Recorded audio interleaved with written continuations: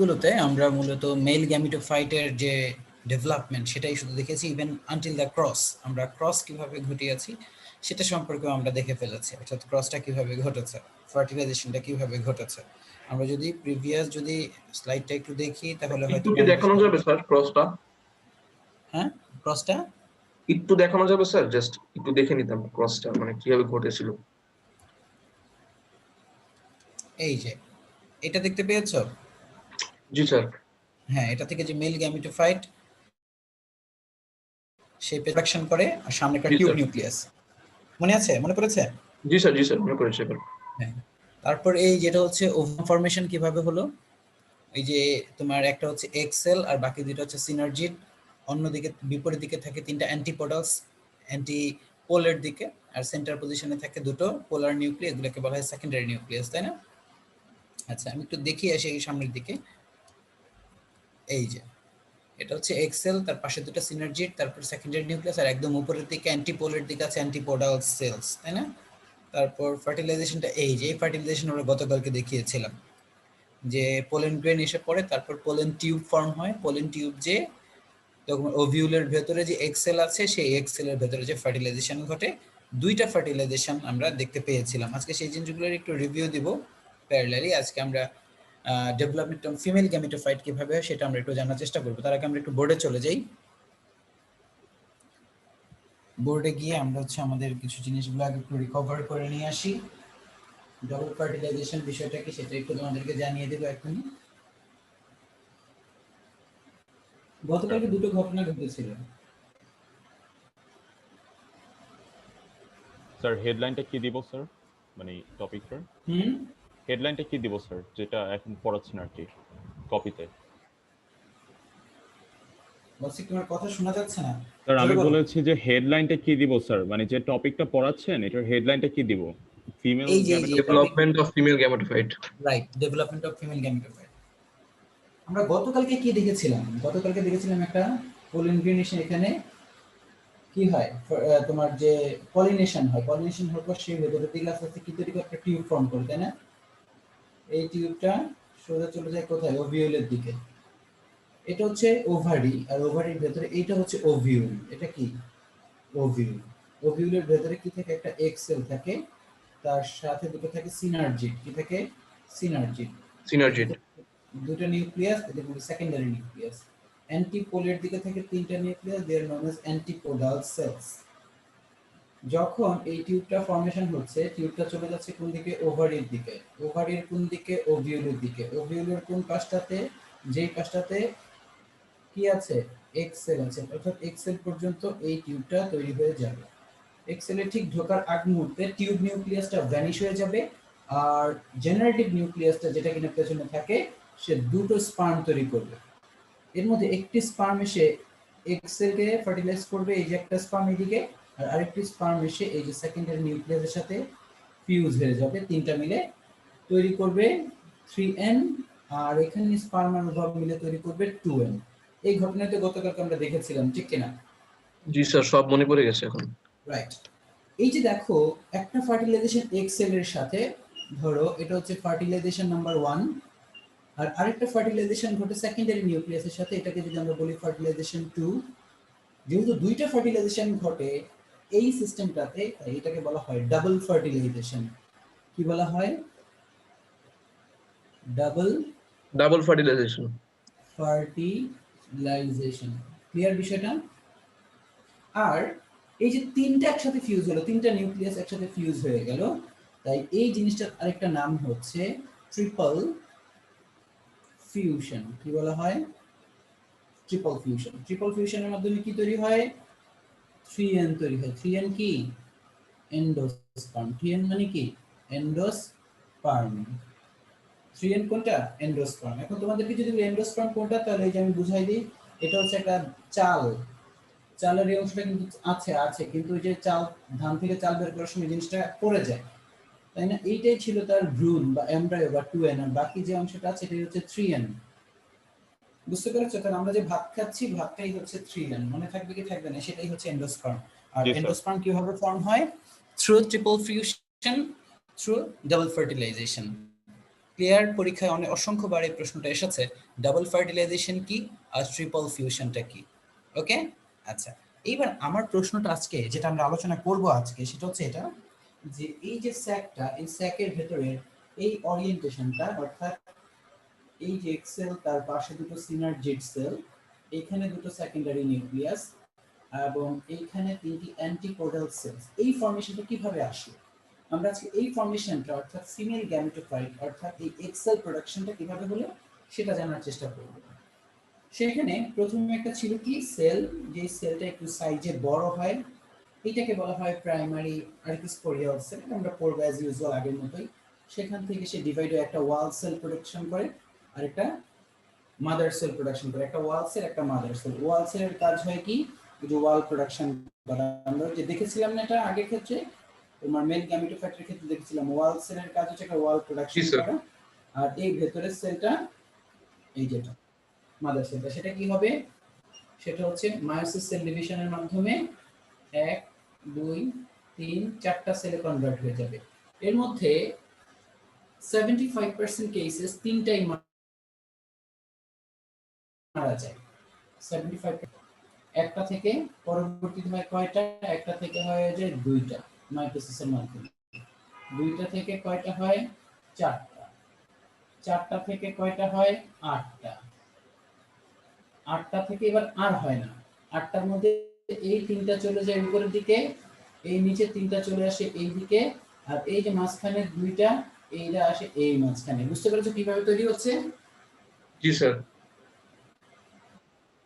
এটা হচ্ছে তাদের নরমাল ওরিয়েন্টেশন। তাহলে প্রথমে একটা বড় সেল, সেটা ডিভাইড হয়ে দুটো সেল, তারপর একটা হচ্ছে ওয়াল সেল আর একটা হচ্ছে মাদার সেল। মাদার সেলটা মায়োসিস সেল ডিভিশনের মাধ্যমে চারটা সেল তৈরি করবে, তিনটাই মারা যাবে, একটা থাকবে, সে একটা থেকে দুইটা, দুইটা থেকে চারটা, চারটা থেকে আটটা সেল তৈরি হয়ে যাবে। হ্যাঁ, প্রশ্নটা করো। স্যার এটা তো অফ টপিক স্যার, প্রশ্নটা হচ্ছিল স্যার যে আমাদের টেস্ট পেপারটা স্যার মানে এটা কি এখন কিনলো কি কোনো মানে মানে লেট হয়ে যাবে বেশি এমন কিছু? এখনো তো বের মানে হয়নি যারা টেস্ট পেপার, কোনো টেস্ট পেপার বের হয়নি তার। টেস্ট টেস্ট এখন পেপার কি আমি শুনতে পুরানটাই পাইনি আছে? প্রবলেমের কারণে। হ্যালো হ্যালো হ্যাঁ, টেস্ট পরীক্ষা তো হয়নি, পুরানটাই আছে। পুরানটা বলতে হচ্ছে যারা 2020 সালে পরীক্ষা আমারই নেট প্রবলেম মনে হচ্ছে। 2020 সালে যাদের পরীক্ষা দেওয়ার কথা ছিল ওদের যে টেস্ট পেপারটা আগে- ওইটাই আমাদের, মানে ওইটাই লেটেস্ট আর কি, ওইটা পরে আর বের হয়নি। লেটেস্ট? মানে হ্যাঁ, 2019 ওইটাই লেটেস্ট, মানে হচ্ছে যেটা সর্বশেষ পাবলিশ হয়েছে ওইটাই লেটেস্ট, কারণ এটা ওদের জন্যই পাবলিশ হয়েছে। তোমাদের তো টেস্ট পরীক্ষা হয়নি, তাই তোমাদের জি টেস্ট স্যার। পেপার নতুন আসবে না, তাই আগেরটাই তোমাদেরকে পড়তে হবে। আচ্ছা, এইবার আমরা একটু পড়াগুলো পড়ে দেখি যে ঠিক কি রকম। Development of female gametophyte. প্রথমে বলেছে near the micropyle being used in the nucellus of an ovule if cell starts to become larger। বলেছে একটা সেল মাইক্রোপাইলের দিকে হঠাৎ করে একটু লার্জার হতে থাকে। ঠিক আছে, near the micropyle being used in the nucellus of an ovule the cell starts to become larger। কথাটা বুঝতে পেরেছো? একটা সেল একটু আস্তে আস্তে ধীরে ধীরে লার্জ হতে থাকে। ওই যে বললাম একটা সেল হঠাৎ করে একটু বড় হয়ে যায়। ইটস প্রোটোপ্লাজম ইজ ডেন্স, অনেক ঘন থাকে প্রোটোপ্লাজমটা। আর কি থাকে, আর নিউক্লিয়াসটা থাকে কম্পারেটিভলি লার্জ, একটু বড় আকৃতির নিউক্লিয়াস থাকে।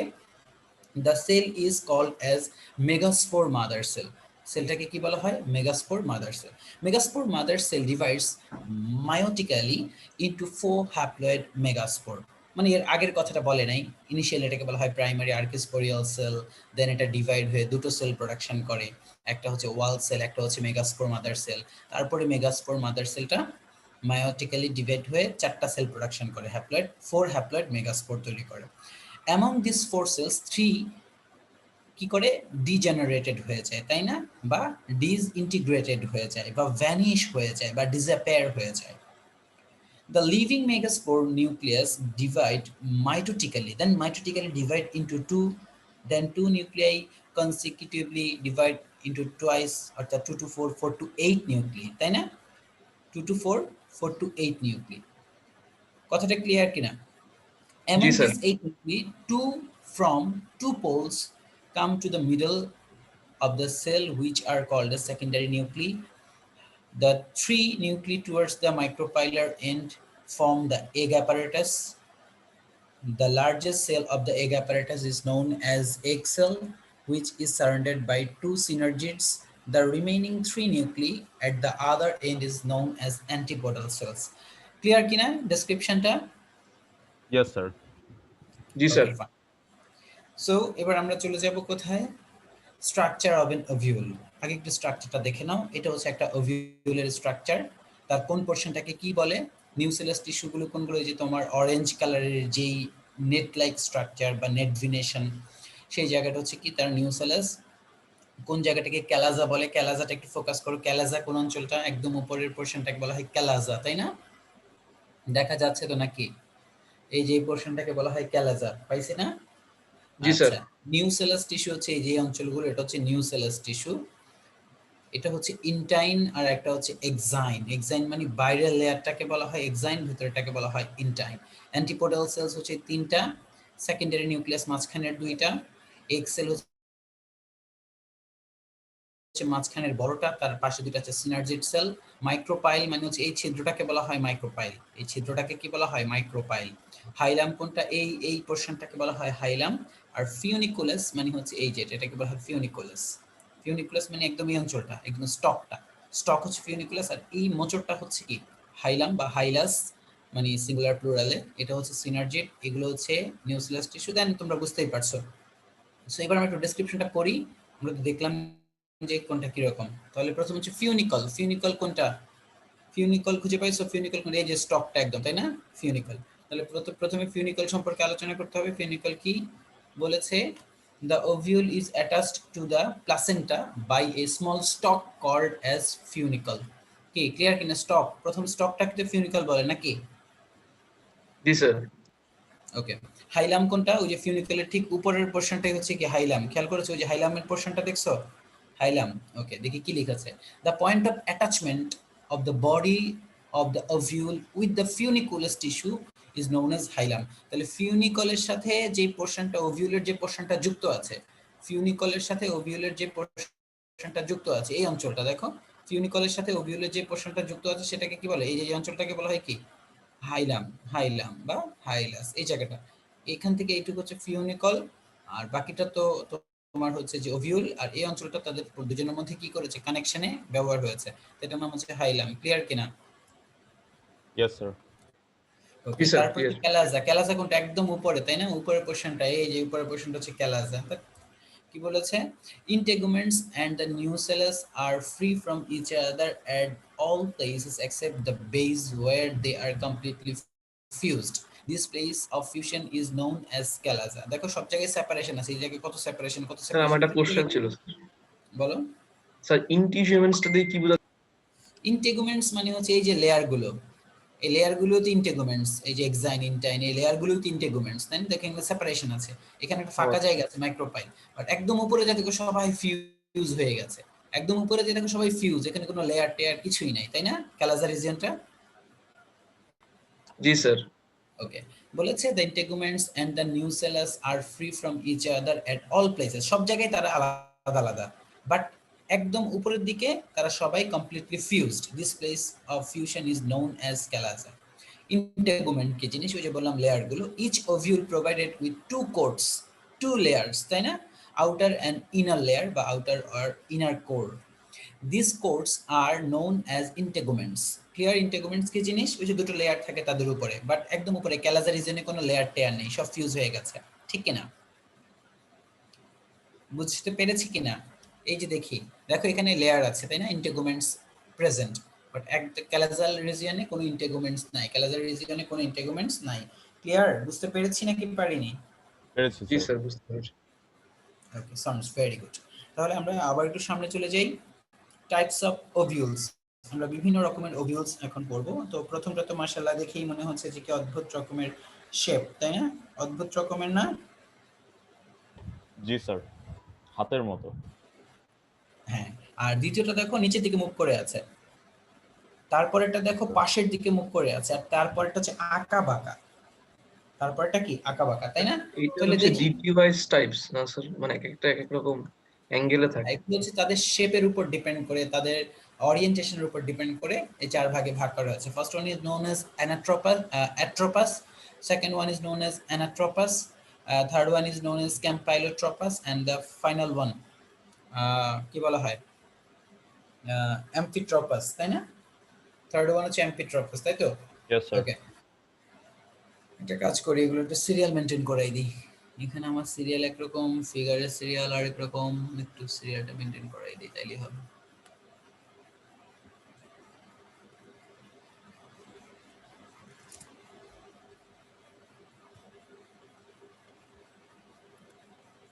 হয়েছে না? Okay, so first one is atropous. Atropous মানে কি উপরের দিকে মুভ করে থাকে, তাই না? মাইক্রোপাইল অ্যান্ড ফিউনিকুলাস আর ইন দ্য স্ট্রেট লাইন, একদম স্ট্রেট লাইনে থাকে তারা, যেখান থেকে বেসমেন্ট থেকে উপরের দিকে একদম স্ট্রেট লাইনে থাকে, তাই তো? বুঝতে পেরেছি স্ট্রেট লাইন বিষয়টা কি? আমি দেখিয়ে দিব, এই দেখো, ফিউনিকুলাস থেকে সবকিছু শুরু করে একদম ইন্টিগুমেন্ট সব হচ্ছে স্ট্রেট লাইনে থাকে। আচ্ছা, কোথায় পাওয়া যায়? This is the most primitive type, অনেক আগের গরিব টাইপের আর কি, প্রিমিটিভ টাইপ, পুরনো। কোথায় পাওয়া যায়? পিপার আর পলিগোনাম। পিপার মানে কি? ব্ল্যাক পিপার, তাই তো? আচ্ছা, গোলমরিচ। আচ্ছা, অ্যানাট্রোপাস পাওয়া যায় কোথায়? Anatropous the ovule turns at 180 degree angle, মানে ইচ্ছে থাকার কথা ছিল উপরে, কিন্তু সে ঘুরে নিচের দিকে নেমে গেছে, দেখছো? 180 ডিগ্রি ঘুরে গেছে না? Yes, sir. আচ্ছা, দিস জি sir. Is the inverted ovule. Micropyle lies close to the hilum. হাইলামটা কোনটা? হাইলামটা হচ্ছে এই যে এই অঞ্চলটা, তাই না? এই যে অঞ্চলটার কাছাকাছি থাকে কি যে মাইক্রোপাইল বা ছিদ্রটা, দুটো খুব কাছাকাছি থাকে, তাই তো? আচ্ছা, বলেছে এক্সাম্পল কোথায়? Hilum or the side of the hilum. আচ্ছা, এক্সাম্পল হচ্ছে বিন আর গ্রাম। বিন আর গ্রামে এটা প্রেজেন্ট থাকে। আচ্ছা, তার আমার একটা ফোন আসছে, রিসিভ করি।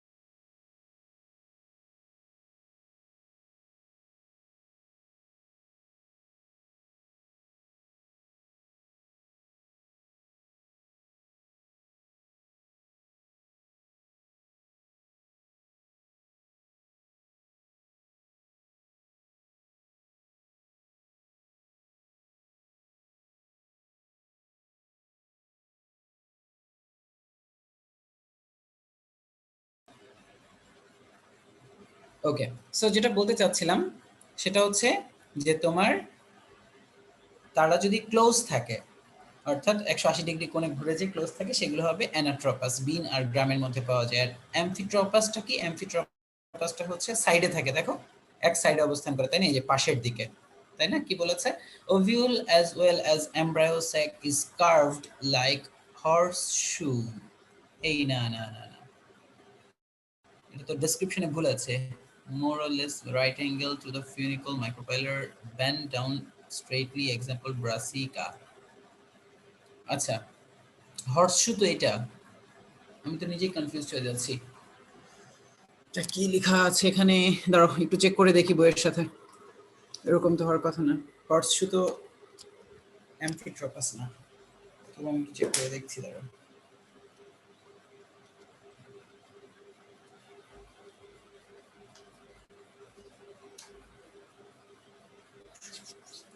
চিত্রে হর্সশু তো এটাতে দেওয়া, এটাতে তো দেওয়ার কথা না।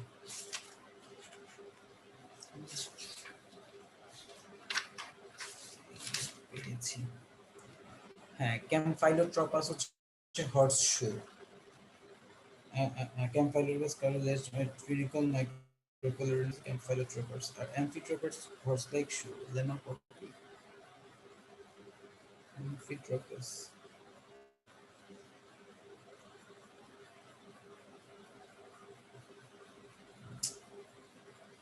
No, মজা পেলাম না। Horseshoe amphitropus এর description দেয়া আছে।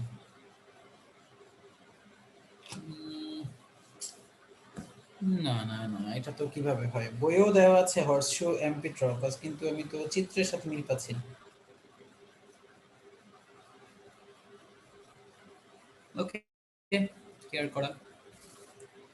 সো এখানে যে ডেসক্রিপশনে বলা আছে, ভয়াবহ ডেসক্রিপশন, আমি নিজেই ভয় পেয়েছি ডেসক্রিপশন শুনে। সেটা হচ্ছে অ্যাম্ফিট্রপাসের যে স্ট্রাকচারটা নাকি হর্স শু লাইক, মানে ঘোড়ার পায়ের মতো। তবে আমার কাছে মোটেও এটা ঘোড়ার পায়ের মতো লাগেনি, বরং ঘোড়ার পায়ের মতো লাগছে ক্যাম্পাইলোট্রপাসটা। বাট বই আর এখানে ডেসক্রিপশন সেম, তাই আর কিছু বলার নেই। তাই অ্যাম্ফিট্রপাসটা তোমরাও লিখবে অ্যাজ ইউজুয়াল, হর্স শু লাইক স্ট্রাকচার, পপি, খুদিপানা এগুলোতে পাওয়া যায় অ্যাম্ফিট্রপাস। আর ক্যাম্পাইলোট্রপাস হচ্ছে ওভিউলটা আরেকটু কার্ভ হয়ে যায়, আর তার যে তোমার মাইক্রোপাইলটা সেটা নিচের দিকে একটু ব্যান্ড হয়ে থাকে।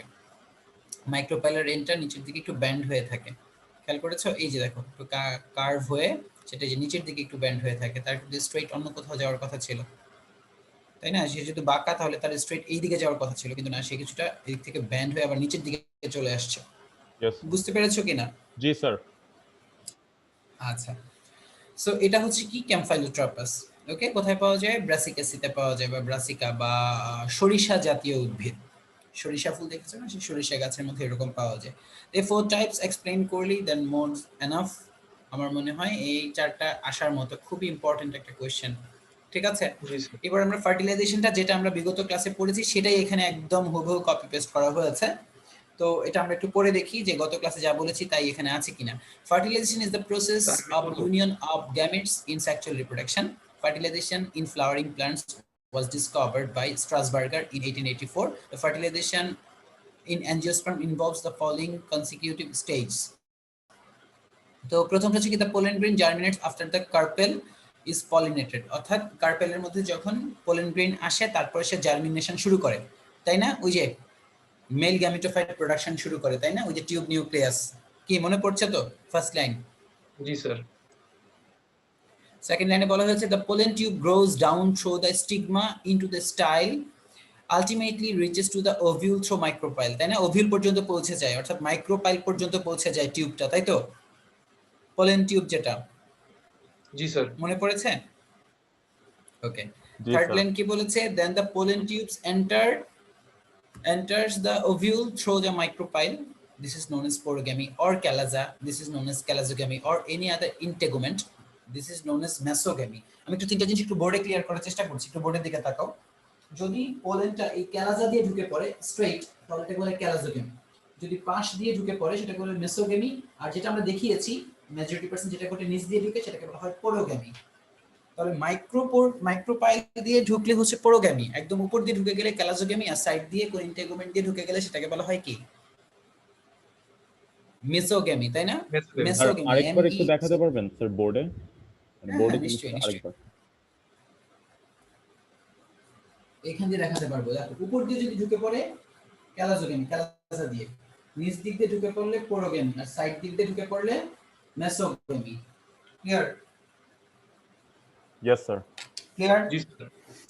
ওকে, তারপর বলছে the pollen tube penetrates the embryo sac. Pollen tube embryo sac পর্যন্ত পৌঁছে যায়, তারপর the tip of the pollen tube bursts to liberate the male gamete. তারপর পোলেন টিউবের যে টিউবের একদম লাস্ট পোরশনটা এটা ছিঁড়ে যায়, ছিঁড়ে তার মেল গ্যামেট গুলো ভেতরে ইন্ট্রোডিউসড হয়।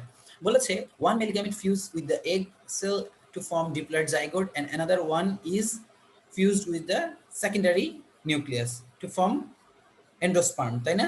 The first one is known as syngamy and another one is known as triple fusion. তাহলে শুক্রাণুর সাথে ডিম্বাণু অর্থাৎ তোমার কি বলে এগ সেলের সাথে যখন স্পার্ম ফিউজ হয়, then this is known as syngamy. To form zygote is known as syngamy. আর যদি ট্রিপল ফিউশন, যেটা আমরা দেখেছি সেকেন্ডারি নিউক্লিয়াসের সাথে অ্যানাদার যার একটা গ্যামেট থাকে সেটা ফিউজ হয়ে গেলে সেটাকে বলা হয় কি? Triple fusion. The fusion of one male gamete with egg and another male gamete with the secondary nucleus at the same time is known as double fertilization. তাহলে সবগুলো বিষয় কি ক্লিয়ার একেবারে? জি স্যার, একদম। Yes sir. পিন পয়েন্ট অ্যাকুরেসিতে clear হয়েছে? যেগুলো আমরা গত ক্লাসে আর আজকে মিলিয়ে পড়লাম সবকিছু ঠিকঠাক আছে তো নাকি? জি স্যার, একদম। Okay fine. সো আমরা এই জিনিসটাই এখানে ফিগারের মাধ্যমে দেখতে পাচ্ছি। দেখো গতকালকে আর দেখানো মিনিট আছে স্যার। জয়েন করব স্যার আমি? হ্যাঁ, আমরা শেষ করে দিব, আজকে আর বেশি পড়াবো না, কারণ হচ্ছে যে অলরেডি 7টা বেজে যাচ্ছে, আমার মিটিংও শুরু হয়ে যাবে। তাহলে কি স্যার এই পার্টটা কি নেক্সট উইকে পড়াবেন? যে হ্যাঁ, আজকে এই পর্যন্তই পড়া থাকবে। ওকে স্যার, ঠিক আছে। Okay sir. ওকে ঠিক আছে, থ্যাংক ইউ। আসসালামু আলাইকুম। আসসালামু আলাইকুম স্যার। ওয়ালাইকুম আসসালাম।